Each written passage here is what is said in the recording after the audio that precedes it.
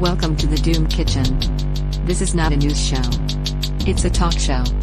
We do not give financial, legal, medical, or any kind of advice.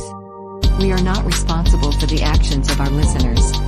You are responsible for you. If anything offends you, we were only joking. Promise.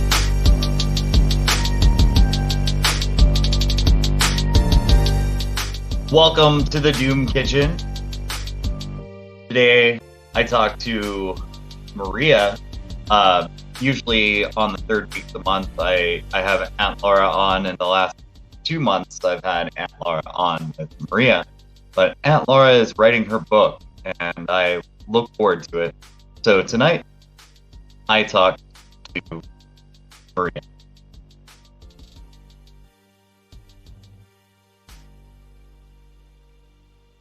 You said that you had a whole lot to say on parallel economies.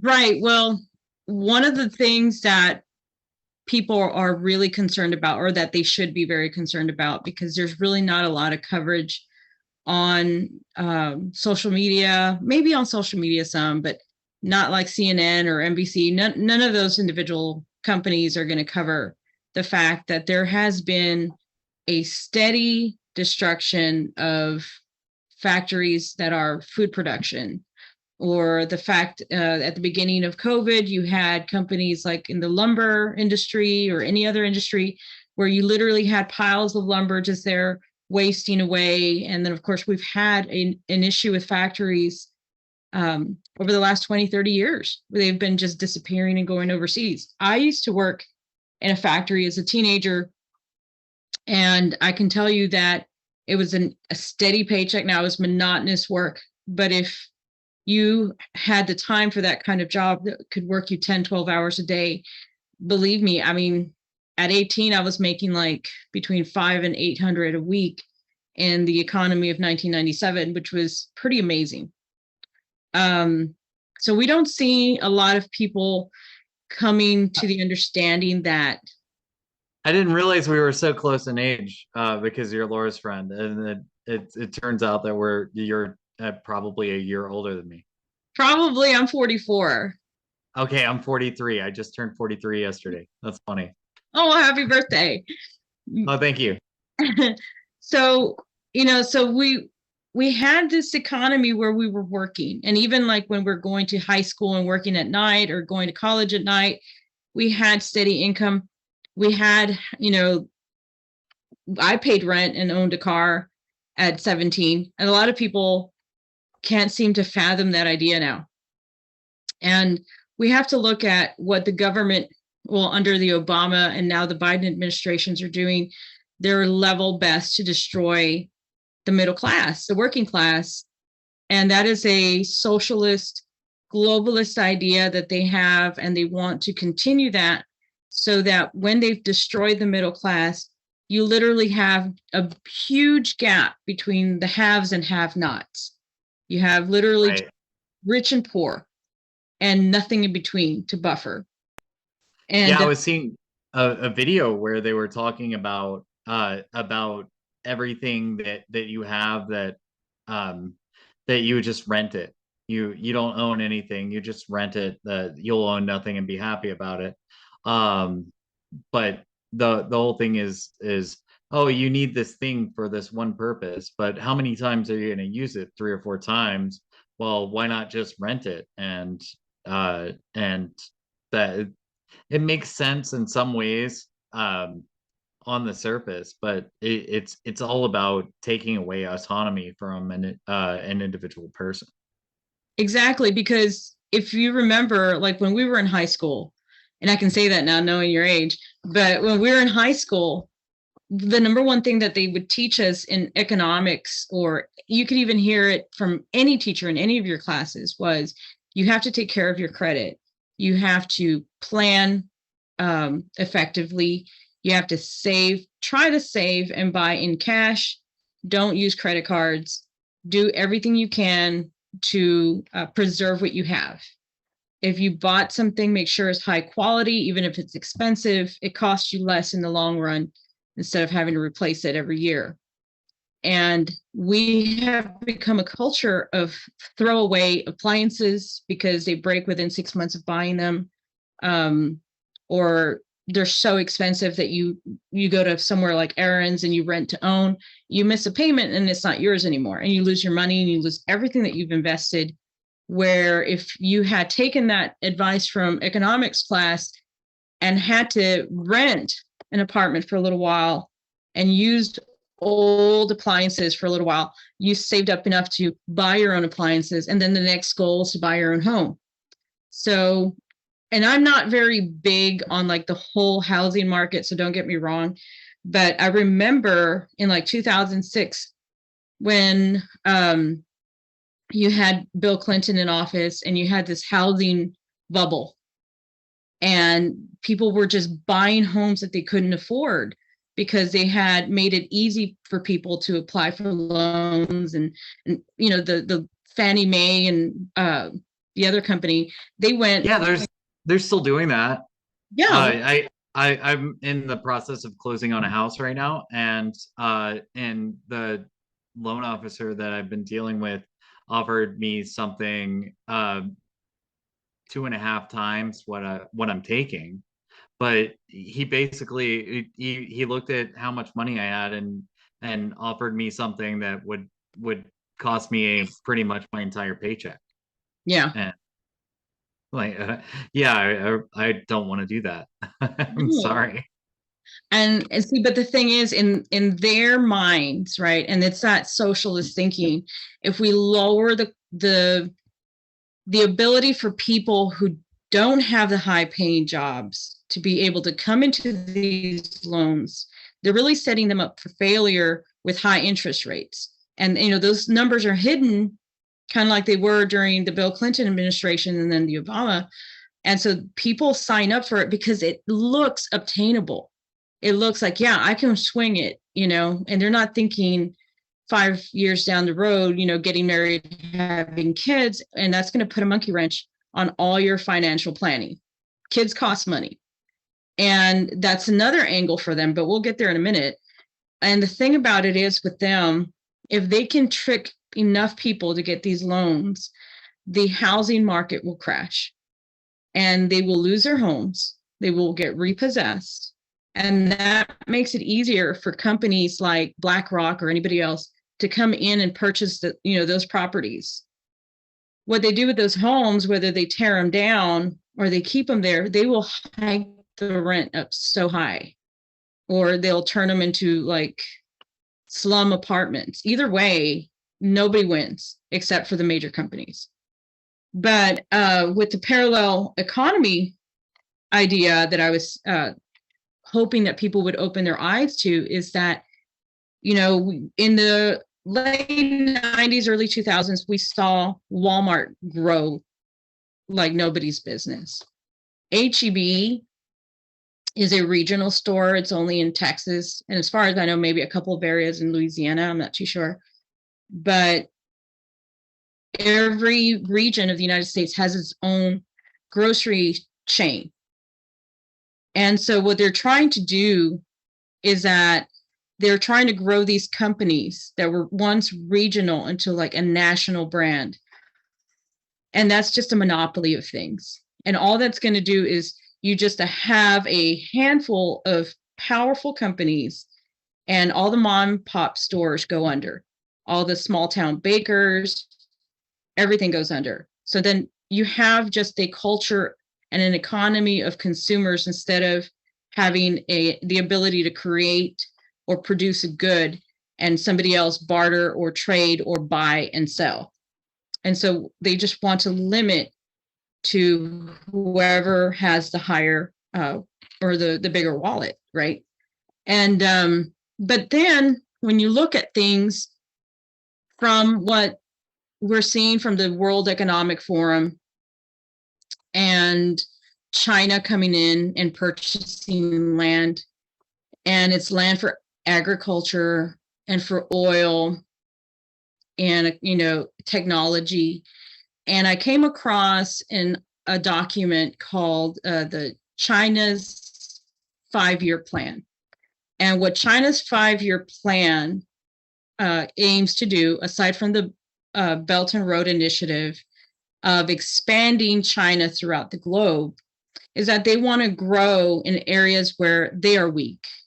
I think that only, I don't want to lie to you, but like 13%, maybe less, of their land is able to produce produce. It can't be used for agriculture.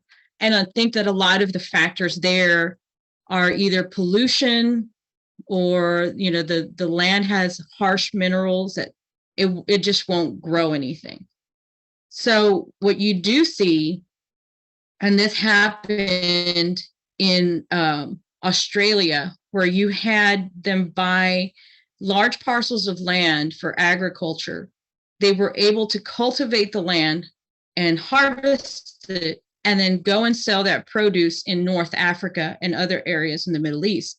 But so they're not actually the ones producing it. They're just kind of like buying it at a lower price and then selling it where the demand is higher.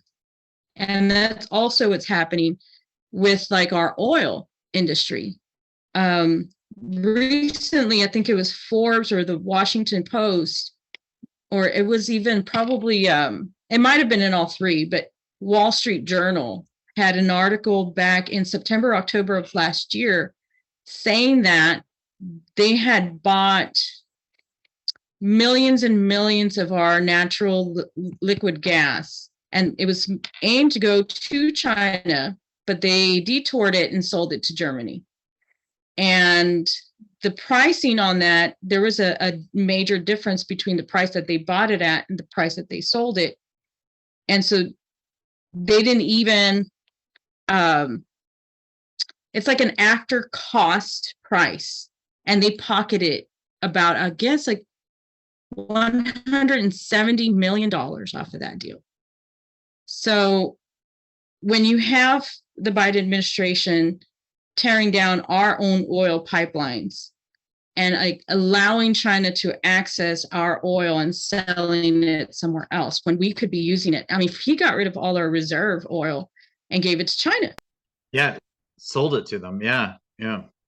So, I mean, again, and they're just trying to deplete not just the working class in America, but America's strengths, our agriculture, our oil. And, we have, technology up and coming with the chips, because they signed that chip deal. And so Abbott here in Texas has really stepped into that. And he also stepped into the biotechnology labs. He opened one in February this month of 2022. It was supposed to be finished. So that's up and operating. And when you think about gain of function and what they're doing or what they have done in Wuhan, you can pretty much guess that they're doing it here now, because now they're introducing this new avian flu or whatever. And that's never going to end, because that's their cash cow. They've decided that that's how they're going to arrest us all, to put us in 15-minute cities or whatever. So, but right, let's talk about that real quick, because some people don't know what 15-minute cities are. 15-minute cities mean, well, first it starts with a 15-minute city as a car. So you have your car and you drive out 15 minutes and you can access all of the things that you could possibly need. But 15-minute cities then become 15-minute bicycle cities. Then they become 15-minute walking distance cities. And that's the thing, is you don't realize how much smaller that this thing closes in on you. And it's basically a barless prison. And the things that are already built into your phone are geofencing. So if you end up, I drive a truck for a living, and there's certain places where I drive and it sends a message to my truck every single time I drive past a certain post.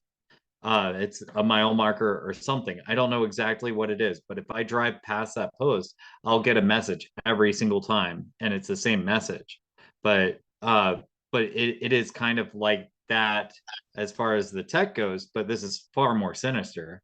This is, if you leave your zone, you get fined. Eventually, you get arrested. Yes. Eventually, you get killed by the robots that are enforcing it, because they're not going to be able to find people to enforce this. And that's why this AI robotech evolution that's happening, or revolution, whatever you want to call it, evolution, revolution, whatever it really just means you will not be allowed to be what you are right now. Yeah, human and free. And so exactly. I think that the United Arab Emirates came out with a video for the WEF not too long ago, where they showed their vision of what their 15-minute cities in the desert look like. And it just looks like it's the line. Yes. Yeah. I had a previous episode where I talked to I talked to Star O'Hara. She wrote a book called Surviving Dystopia with Your Humanity Intact, and we discussed the line. And the line is crazy because it's in a place with no resources. It's in the desert. It is a line of a building that I think it's probably a mile tall and maybe about a third of a mile wide, and it just goes all through, and it's 100 miles long. And somehow they believe that they're going to be able to get all the resources that you could possibly need there. Everything within will be similar to the 15-minute city style, but I don't know where they're going to get the food and the water for that. I mean, I don't think they plan to do that. I mean, if you think about when people live in close quarters, and it's happened like on ships, back in the 16th or 1800s, when people would travel back and forth, when you put that many people in close proximity, you're looking at disease and death. And even like at the grottos and during World War II, where they had all the Jewish people live in the ghettos, it was open space, but there was a lack of cleanliness. And I just don't see this. And, forgive me, and I don't want to offend anybody, but if you've ever been to Chicago, and as a truck driver, I'm sure you have, and you've driven by Caprini Green, it's not that much of a difference between the image that the, United Arab Emirates have for this city of theirs and Caprini Green. And neither one are healthy. You're going to have people fighting. There's going to be violence. There's going to be territorialism. Yes, the violence was kind of intended with that. So they took all these people from neighborhood rivalries and they stuffed them all into one building. Yeah. And so the people with their old neighborhood loyalties ended up getting into situations with each other. And and as far as what they do with the poor people is that, but what they're planning to do with the people with more is that, with a lot more dressing up. They're going to dress it up to make it look like it's not the same thing, but it is exactly the same thing. It is. And it's nihilism. They just want to destroy you. And so first they have to demoralize you. Yeah. And then then nihilism can creep in. Once you're demoralized, you can be. That's why nihilism's promoted in everything we see. It's like when you see all these award shows with the crazy perverted sex satanistic rituals that are going on, and they're just spiking the ball every chance they get. It's flagrant celebration. It's ridiculous what they're doing to us. Well, I mean, to me, it's like, how is it that people watch the Super Bowl and Sam Smith and all of these videos, and they're showing you they're all wearing red and white, and there's some kind of ceremonial dancing. At what point do normies sit back in their living room and say, hey, I'm seeing a pattern here? Because there is one. And no, I don't think they care if the pattern gets noticed. No, and I think, and that's the thing is, it's like they're out in the open now, and they've been out in the open for a while because award shows have always been satanic rituals. But they're a lot more flagrant about it, and more increasingly every year. I'm sure that if we could dig back to last year, we would find something that was offensive uh, to our religion, or even our ethics. But the thing is, they feel like they can be really out in the open. And if you don't like it, you're a transphobe bigot. And the way that they set this up, whenever you're a transphobe bigot like us, um, they'll they'll send their damn robots after you. That's where it's headed. Yeah, it sure is, because I remember there was stories, I want to say at least 5 years ago, where the prototypes for the robotic dogs that they were testing in China, and then then you see them somewhere else, and then it's other robots. I saw a video on a YouTube short, I think it was this morning, where you literally had lines of people at an airport or someplace, and they were being scanned by robots. And I mean, I don't know what that's about, but that was like 2 short clips of that. And I was like, yeah, I don't want any of that. I'm kind of like strong-willed, so I don't like people telling me what to do to begin with. So I can't imagine, a blender telling me like you have to stand in line. Like that's not going to work.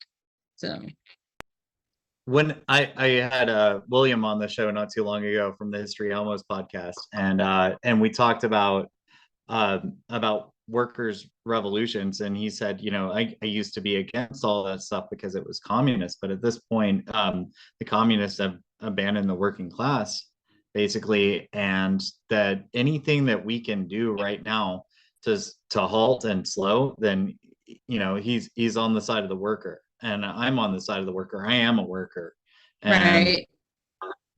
It's really weird that worker solidarity coming from the right wing at this point. But hey, that's the way it is. Well, to me, it's like, I think in order to see what's happening and to make sense of it, it takes people like me and you. My father was a blue collar worker, and you're obviously a worker, and my husband's a blue collar worker. We live on work on a ranch, and I've worked in factories and had, office jobs here and there, but mostly it's manual labor, and it's people like us who are going to be able to pinpoint and see when something's not passing the sniff test, because we've worked either salary or hourly wages, but we know the meaning and significance and value of actual hard work. We know what the economists call real economy looks like. We're the ones that make the wheels turn when we generate money. So a lot of what I started doing with the CCP and the economy actually started from when I went to a border security meeting, and I heard, like, yes, they're buying land in US. You have had articles, I want to say as early as 2016, saying that you had Russian, Chinese, and like other like mafia style gangs operating in and throughout Mexico periodically or together or whatever.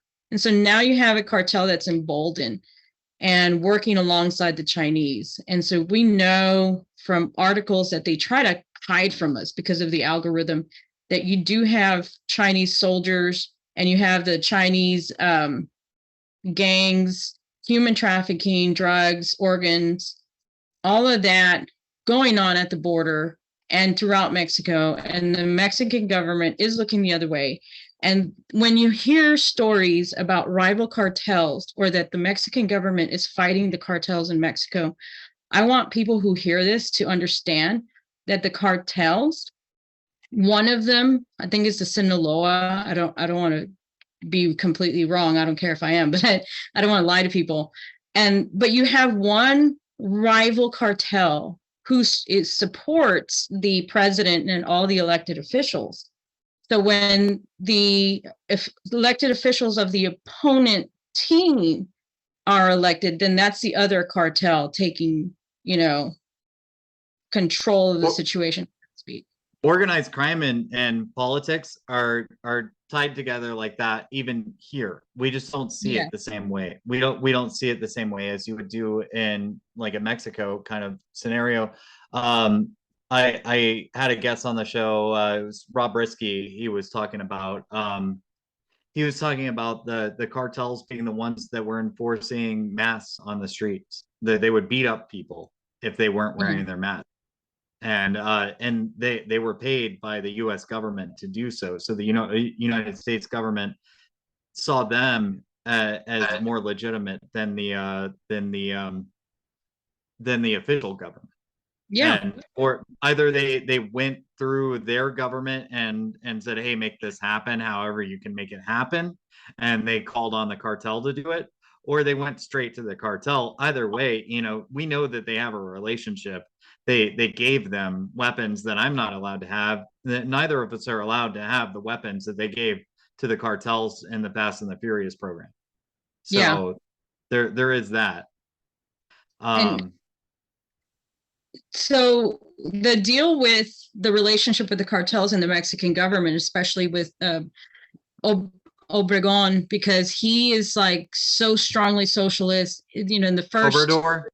Oh yeah, in the last few months of last year into this year, he gave away so much money to the populace.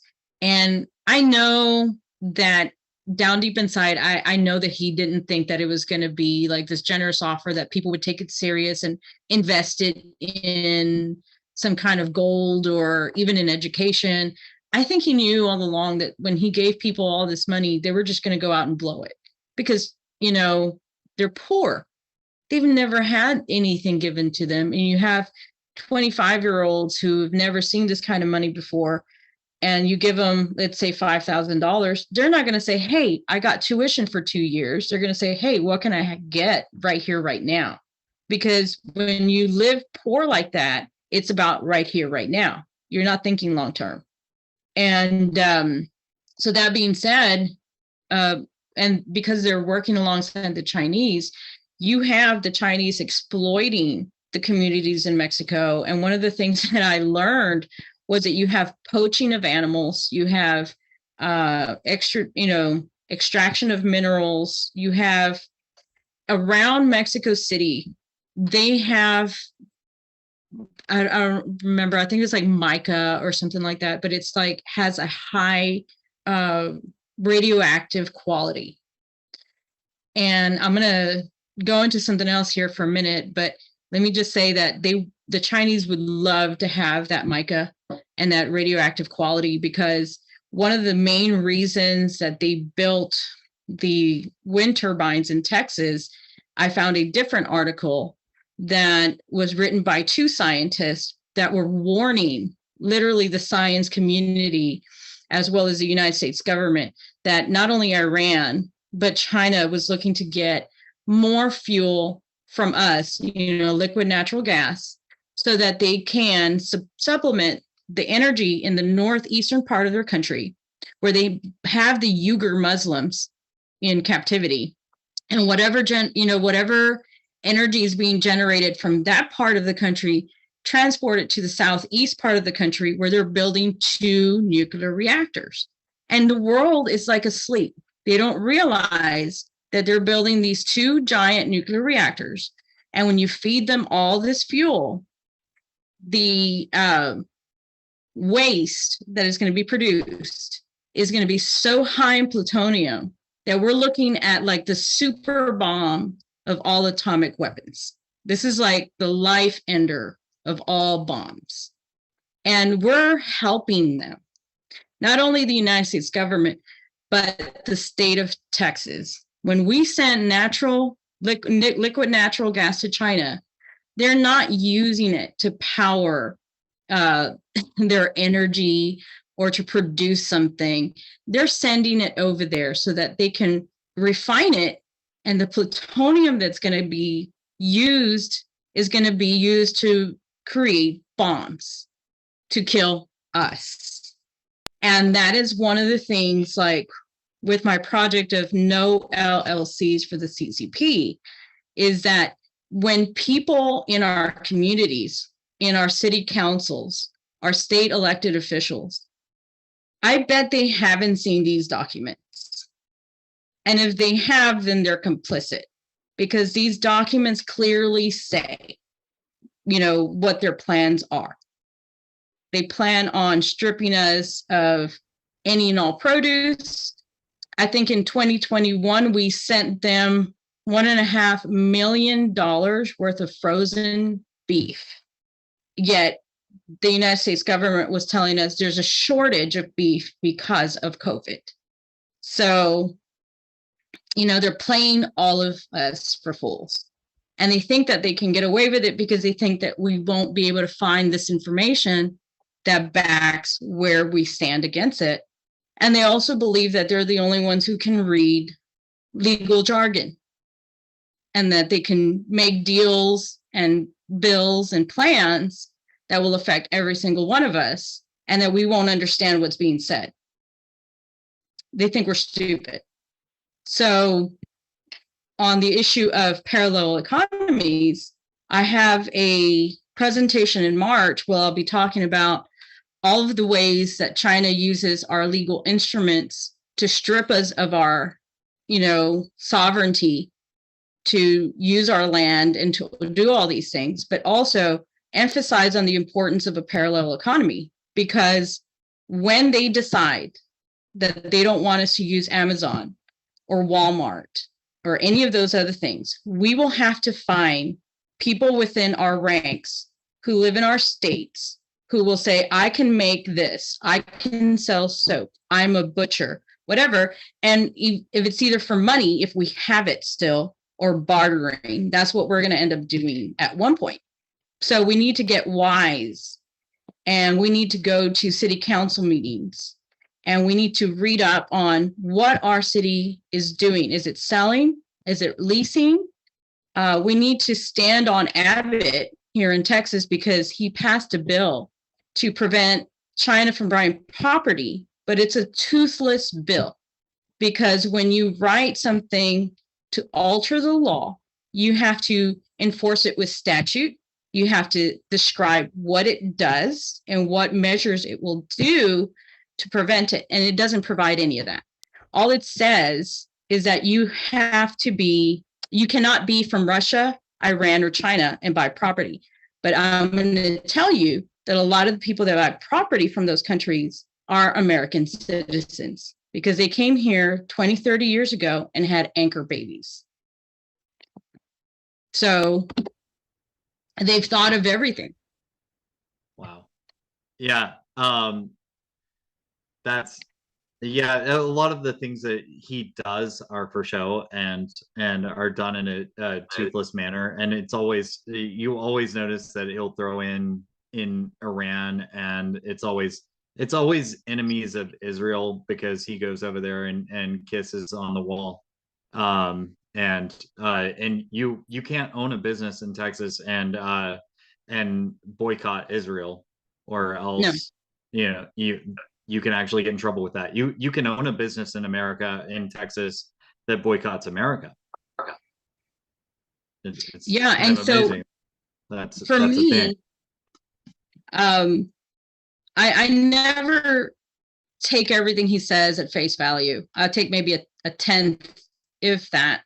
I don't remember the gentleman's name, but you had that man whose son, his wife is a pediatrician, and she took him to California to get him sex change. He's only like 9 or 10. He's a really young little boy. And this is a Dallas story? Yes. Well,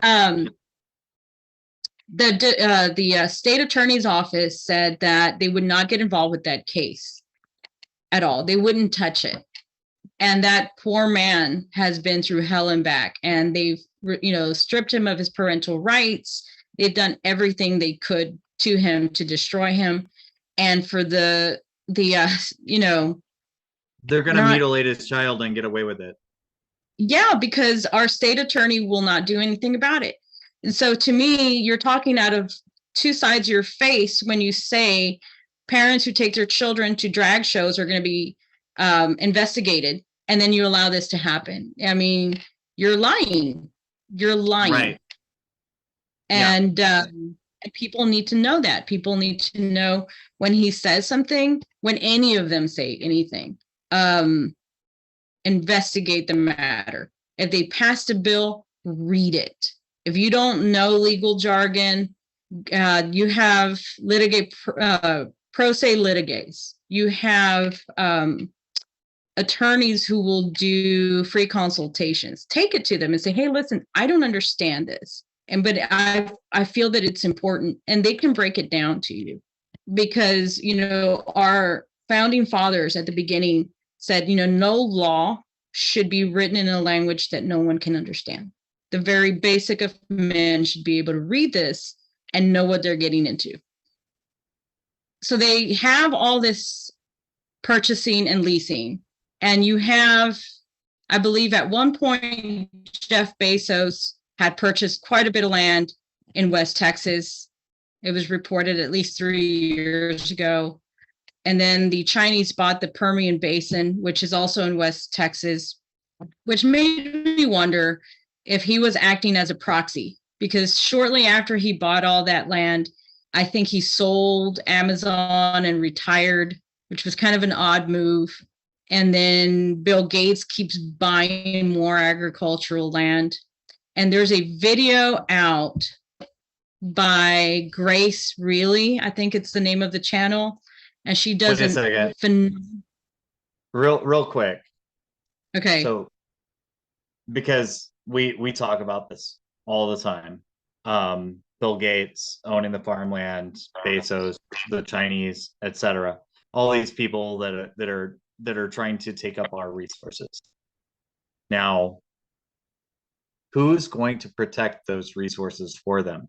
Because at some point, whenever the regular people aren't getting theirs, then they're not going to defend Bill Gates's land. I know we got to take it from them. And I know that's that sounds so bad or whatever to whatever people that are thinking bad, but we got to take it from them. These people need to understand what they're doing to us, and we'll take Bill Gates's land. I don't care. I have no regard for Bill Gates. And I feel like whenever it comes down to judgment, I pray that Jesus will be in my corner, and sorry, Bill Gates. I think us as humans need to go on. I don't think that God expects us to just sit here and do nothing. First of all, we're supposed to put all our faith and trust in him. And if we follow his commandments and we're obedient to what he asked us to do, which is to obey him, then we have protection. It's no different than Joshua. I think it was in the book of Samuel where they decided that they were going to go and conquer in their own name, and they failed. They got their butt kicked because God did not have his blessing over them. It's like, Lord, protect us from our enemy, or Lord, preserve us, and he will. But you have to be walking with him. You have to be in right with him. And we're not. Right now, we're not. You have satanic statues going up all over this country. We have abortion. Right. That's what's they're building principalities. That's exactly what those statues are part of. Yeah. I've learned so much from y'all. It's so awesome. But like Nestle owns like most of the water in the country. They're and they don't start with taking the regular people's water. They start by taking the poor people's water. And exactly. And if you don't speak up for them, then they're taking all the water. And Nestle is also involved in this chicken feed situation that is apparently causing the chickens to not lay. And so Nestle and Purina are the same company, if y'all didn't already know. But yeah, I'll send you a couple of videos, and one of them was from that Grace girl. She does a really good job. And the other one is from a girl in Eastern Europe that she took it upon herself after seeing everything that's going on here in America with major corporations. And I mean, it was a blessing from God. She just has like this large constellation map of who's who. So between those two videos, you're going to have like an earful. But Bill Gates' father was a lawyer for China for like a long time. And So he helped found Planned Parenthood. Yeah. So it's like he has a network going back decades. And so he was. There's a government, and then there's the occult. That Planned Parenthood is a satanic organization, obviously. So you've got a government, you've got the occult, and then there's organized crime. Always entwined, the three of them. All of them. And so a lot of what we're seeing right now was implemented, of course, decades ago. But that's a part of what the no LLC for the CCP thing that I've kind of gotten started here was to look into their plans and look into the legal instruments that they're using. And me, right now, it's just me. I'm not going to lie to you. So if there's anybody out there with any legal experience who wants to jump on board, by all means. But what mainly I'm doing is that I'm looking at all of their plans that they have, all these documents that are out there, and I'm combing through them for valuable information on what they're doing with their legal instruments so that we can reverse engineer them and help us create bills and laws to challenge this. But because the state of the country of where it is, with our president being in the pocket of China and Abbott being highly questionable, we have to put the pressure on local courts. We have to put the pressure on city councils, where we go and we watch these city council meetings, especially when they're going to sell property or lease property to a foreign entity, and be there and be aware of what they're saying. And if we don't understand what they're saying, write it down, go look, go ask questions. The thing is, people don't understand that local courts wield so much power, that they have the power to change things at the federal level. And they're being ignored because people don't understand. If a company comes into your county, you can stop it. You can stop it. And that, if the judge is wise and rules in your favor, that will create some kind of precedence where other courts will have to notice what's going on here. And you build up momentum through statute. Check this out. Monica Perez. By the way, y'all should all be listening to a podcast called Monica's Deep Dives. Monica had an episode not too long ago called the Anti-Delphi Technique. And go check that one out. After you listen to this, go listen to that if you haven't already. Monica's brilliant, and this is the way you push back against these 15-minute cities. This is, a lot of the stuff that we can do right now is not going to be 100%. It's not going to stop any of this, but it will slow it down. And slowing it down is so very important, because whatever you can slow down, slow it down. Because we're going to win in the end, and we just need time.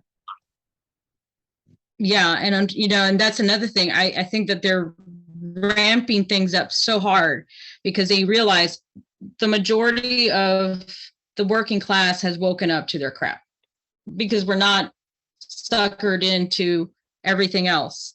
We don't care about pronouns and all of those things. We care about making money. And again, if they're trying to destroy the economy of the United States to weaken not only the economy and agriculture and school and all of this, they're weakening you. They're weakening you for a purpose, to invade. Now, what that invasion looks like, I don't know, but there has been a lot of irregular activity, is what they call it, when you see things being strategically placed in certain locations. and certain individuals moving in a certain pattern or doing certain things, it would be considered in their military talk as irregular movements. And you see patterns of that going on for years. And you have people laughed in 2015 when people kind of blew the whistle on Jade Helm. And they're like, oh, you know, these hillbillies and their foiled tin hats, and they're afraid that, you know, they're going to invade Texas because Abbott had called, or not Abbott, Obama had labeled us hostile territory. And you did see certain little outfits of reservists or whatever do some little maneuvers, and people were right away, you know, pricked up their ears and said, what's going on? Because it's so out of place. But right, it was happening mostly in Midland, but there was some things happening out in Goliad as well, right? Right, and I think some people even claimed up here in Lakey. So I have a copy of Jade Helm, and what is in there is pretty fascinating because, and this is another thing that really cemented it in my brain, you know, you got to look into legal title ships, was because the whole blueprint of the Jade Helm was established on the usage of LLCs. I mean, how weird is that? Well, then you had these. They used Walmart, right? No, they literally had. That was my understanding. Like encampments, kind of like our 15-minute cities descriptions of. And they had in this Jade Helm a scenario of a virus and how they were going to have people in these encampments and have furlough, et cetera, et cetera. You had a foreign entity operating on American soil, and you had a third party, you know, so it was, you know, the American population, which was the prisoner population. You had the American government as policing, and then you had the foreign entities as running the show.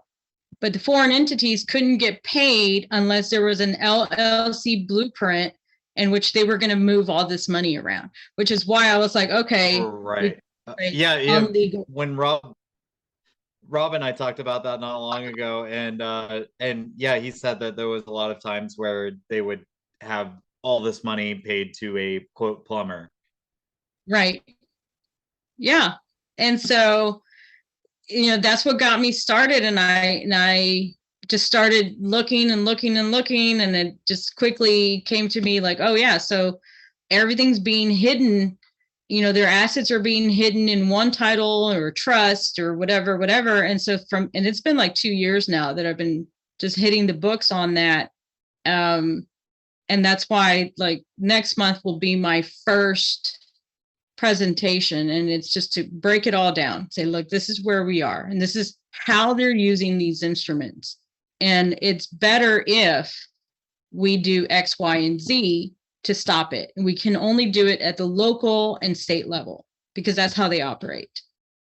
And so when you look at, there's this thing called mega regional agreements between countries. They're multilateral agreements between nations.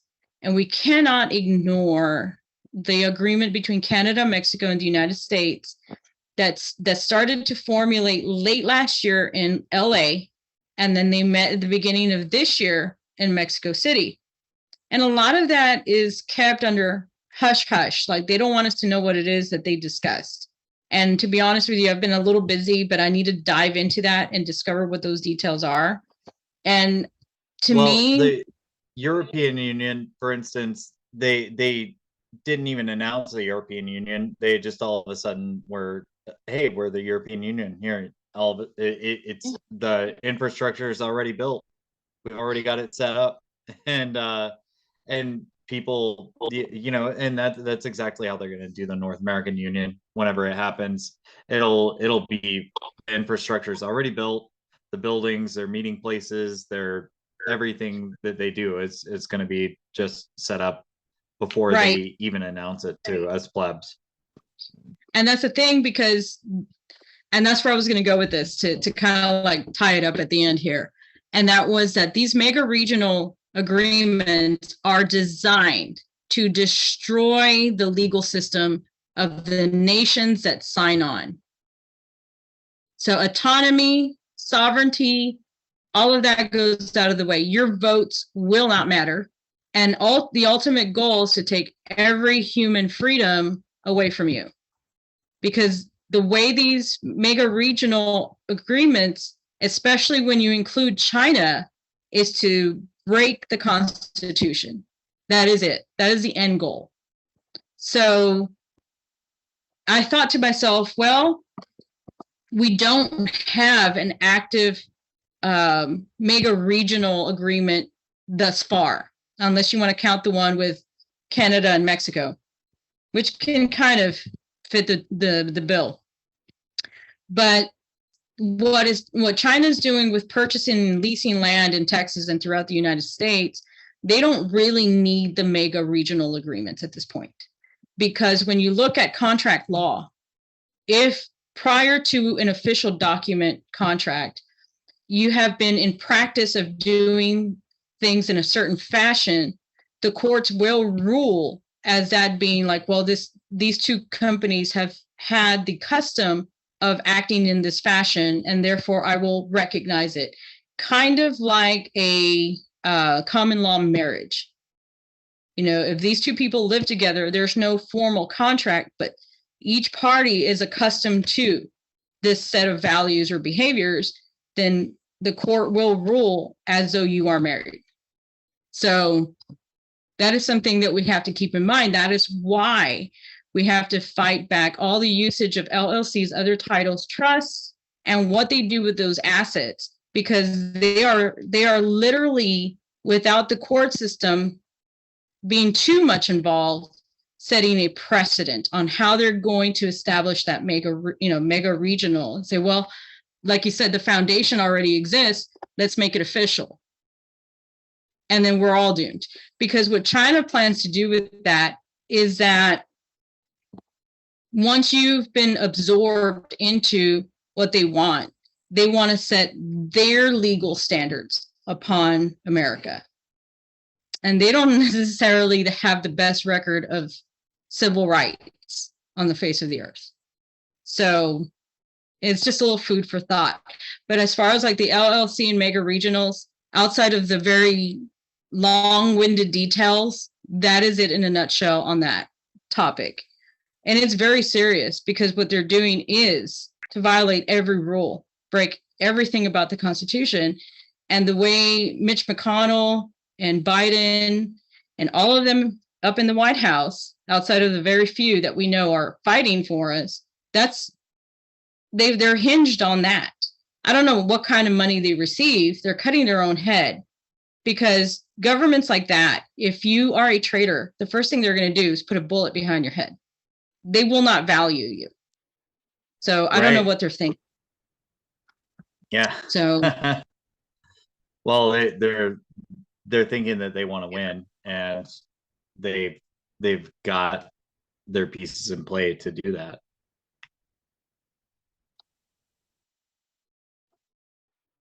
So the interesting thing, I just saw a poll on Jack Spirko's Twitter for he does the survival podcast. It's an old school podcast. It's one of the first that came out. It's but he was asking what everyone needs the most for survival, and there was skills, resources, and relationships in the poll. And there was something else I'm omitting, I'm not omitting it because I just can't remember, but I'm leaving it out. But most people responded correctly that it's relationships. It's whenever this thing goes down as it goes down, you can have all the things in the world, but if you don't have connections, allies, friends, family, whatever you need, the relationships that you need, you're going to starve. and so it's really important to have those connections and to find those connections. So that is the work you got to do if you want to make it through what's coming. Yeah, and it's like all that farming and bartering. If you can jar and can, and you can later help people with that and help your own family with that. If you have the luxury of having a garden or even a farm where you can grow, mass number of anything, you may not use it all. You can it. I don't know if we'll have electricity. So think about dehydrating in the natural. But I think if they're successful, aside from parallel economies where we depend on small mom and pop companies and support them and make them succeed so that they're there for us, the next step would be, if they vanquish everything, would be relying on bartering. What can we give to one another in exchange? Because again, and let's say hypothetically, right, we don't know how fast this train is moving, but if they exceed what they have set, and they put us that far back, let's say in the 1800s kind of scenario, then we're going to have to do everything we can. And if they do that, if your power is cut, remember this, y'all, and this is the big thing that I try to drill into the heads of the people that are into cryptocurrency. And I think cryptocurrency is great, I love it, but the thing is, if you can't have power, if you can't have bank accounts, because you still need a bank account to make this stuff work, really. So if you can't have those things, then cryptocurrency is not the solution. I'm sorry, love you guys, but it's not the solution. We got to find a way beyond that, and we will probably have to go back to primitive style bartering and things like that. But there's a lot of lessons that you learned, that all of y'all that are obsessed with crypto learned on creating a currency, and possibly we can utilize that in order to get the currency that moves forward after all of this situation. But your Bitcoin's not going to save you. Sorry guys, love you, it's just not going to save you. Yeah, and I mean, just think about the events of this past week with the Chinese balloons. And, they knew they were crossing the ocean. They had tabs on them for a week prior to that. And if anybody watches Monkey Works, he's shown you for the last few years that these balloons are everywhere. And they have been everywhere for long periods of time, collecting information. So, when you think about they're being allowed to do it. Yeah. So that goes to show you the government is not here to protect you at all. No one's coming to save you. No one. So, with that in mind, and you look at the 3 or 4 railroad track derailments this week. A lot of people don't know that China's building a speed train in Mexico. And if you go to some Mexican websites that project where the speed train is going to be going, because it's a part of the Belt and Road Initiative, it travels right through the United States into Canada. So there's food for thought on the derailments. Who are they helping by derailing our railroad system and trying to put the railroad out of business? China. So because they're literally. I'm not big on blaming China for all of everything that we deal with. I really think that they're probably about 4th, 5th in line, but at the same time, watch them, because almost every single thing that we're dealing with and have dealt with in the last few years, China tested it and modeled it out. And so watch China. But there's another country that seems to be involved in most of the stuff that's causing lots of problems, and they get a strong protected status. So pay attention to them as well. Yeah, and I guess I sounded a little like, oh, it's China behind every tree. I'm sorry, but that is a part of what they're doing in Mexico. They are building that bullet train, and there are websites in Mexico that will support that, because they have the maps lined out for the next 3 years on what they want to achieve.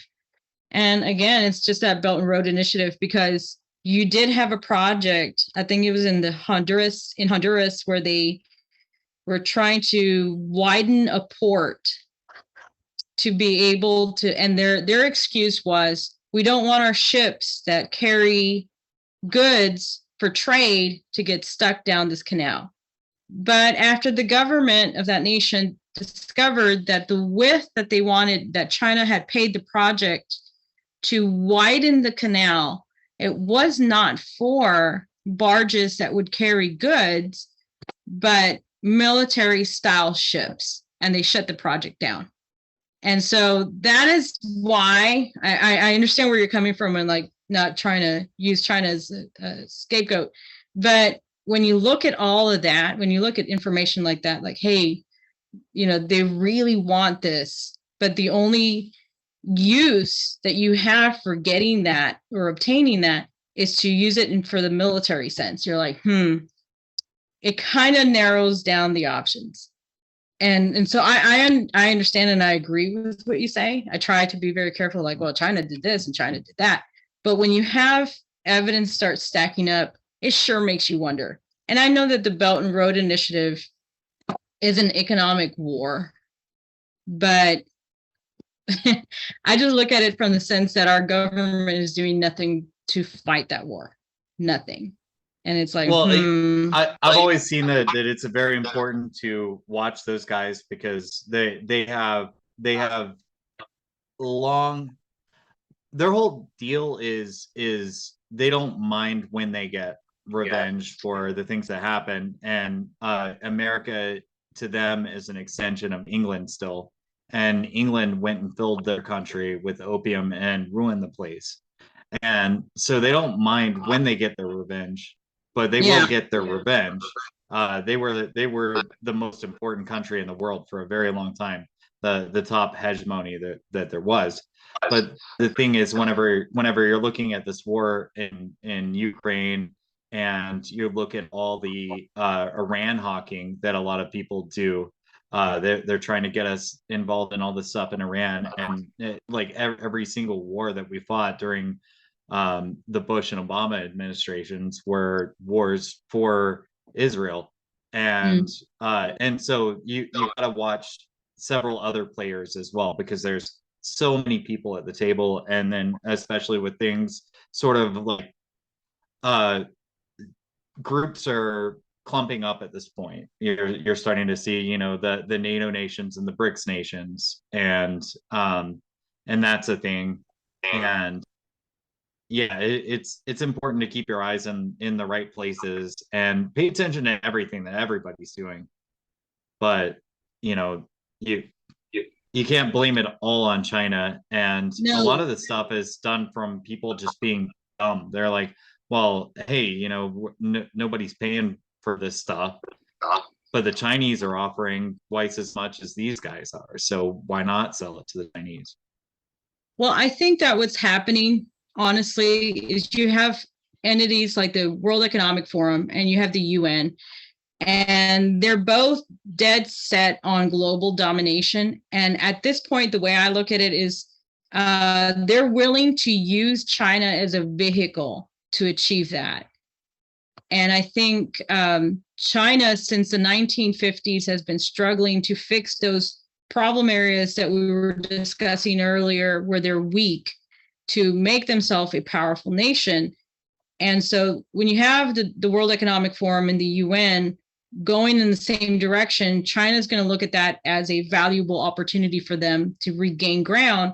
But I just think it's kind of like the globalists are trying to take advantage of China in a way to obtain their own goals too, thinking that the Chinese government is going to be dumb enough to be manipulated. I really feel that. And I think that from the inception of the United States, they've tried to use the United States as the platform for global domination to make the one world order seated here. But the reason they were not successful was because of our Judeo-Christian values. and therefore it backfired and it ended up in 200 years of a glorious government. We have our flaws. I think that all of our wars in the 20th century were not fought for honorable reasons. And I think that that's a problem that we've inherited as a curse. And then, of course, you have all the satanic things going on, and that's a problem too. But it's not perfect, but we grew up, free. And I think it's still worth defending. And I'll say one thing, and then I'll hand it over to you. When I was in high school, I had an instructor, and his name was Sergeant Major Ham. And he would tell us, just because war has not happened on mainland US doesn't mean it can't. And we have to kind of keep that feather in our hat as we go forward and plan accordingly, because I think that's where we're at. Well, one thing I wanted to get from you before you go is since Laura's not here, Laura's off writing her book, and Yeah. I'm really excited about that, and I'm looking forward to promoting that book to all of y'all. But since Laura's not here, can I get you to pray us out? Oh, absolutely. Be an honor. Heavenly Father, we just thank you for such a wonderful session with Andy, and for all the opportunities that we had to discuss whatever is important that we should all be aware of. Lord, ultimately, our destiny and our future is in your hands. You're the author of our life and our faith. And Father, we just depend on you. We make these plans in hope, but we know that ultimately everything rests in our faith in you, and that you would save us in the end, even if that meant at the end of our lives, Lord, that you would save us for eternity to be with you. I pray that you touch the hearts of many people here with us tonight to come to get to know you, to open their hearts to you, and not be overwhelmed by what we see and hear happening in the natural, because everything in the natural will eventually pass away. And the only thing that lasts forever is your word. And you tell us that. And Father, so we just pray that anyone listening tonight, that they will grow in faith, that they will grow in interest of you. And Father, we just pray for divine appointments, that you send us to the people that you need us to touch, to the things that you need us to fulfill in your name, for the honor and glory of your name, Lord. And we just say amen to that. And we thank you for such a wonderful day. Amen. Amen. Hey, thank you so much. Maria has a website. It is the Ezra Project, and I have a link tree, and you can find that below. You can find both links below, and libertylinks.io/the Doom Kitchen, or the link tree 3x burn. I'm trying to get away from that name because it sounds porny, but no, it's fine. Like Ezra Project. I mean, I sent a coffee cup to DeSantis that said no LCs for the CCP, and it didn't leave much of a window on the from, so he doesn't even know who he got it from. So, and the way it was typed out on the website, it didn't even allow for all the dots in all the right places. So I'm like, great, he thinks I'm an idiot, but it's good. He said to. So. Speaking of DeSantis and China and all of this, I have a theory that I just started recently, that I think that behind the scenes that Bannon is running DeSantis because he keeps using the China talking points, and that eventually Trump is going to yield to DeSantis because Bannon's running them both behind the scenes. But that's my current theory on what's going on between those three interesting characters. Well, it's definitely interesting because we're at a free fall. Like, I send him that cup, but I don't even know if he's the right guy, right? Like, he could just be playing us. But they're all players. Single Bannon's a player. He milked people for a whole bunch of money. Trump is completely in the pockets of big pharma, and DeSantis is completely, like, he's another one of those wall kissers, just like Abbott. So he goes over and he'll serve Israel's interests before the United States, and that's just it's all true. The people that you need to worry about are the people that are close to you and the people that you love, and y'all can, make great things happen. And Not only like I that, said, go ahead. go ahead. Oh, Go well, ahead. in the last show, I said that everybody needs to do everything they can to set themselves up to be the place that their friends rally whenever things go badly, and Mhm. all of their friends need to rally to set themselves up to be the place to go whenever things go badly, and that way no one has to go anywhere because everybody's all set up for things going badly, and then we can all work it out and we'll all figure it out because Yeah.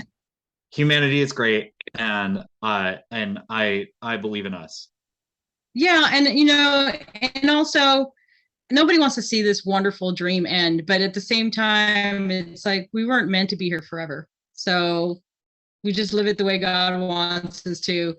And maybe on Sunday when we talk again, we'll get into the craziness about these eclipses coming up, because there's like 3 or 4 of them in a row.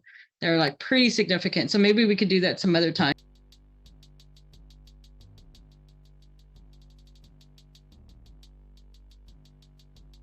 Thanks for tuning in, y'all. Remember to look for me in other places. If you want to find me on Twitter, it's at the Doom Kitchen. There's a link tree on all the show notes usually, and there's also a libertylink.io/the Doom Kitchen. So the Liberty link is that, and the link tree is linktree/3xburn. Thanks, y'all.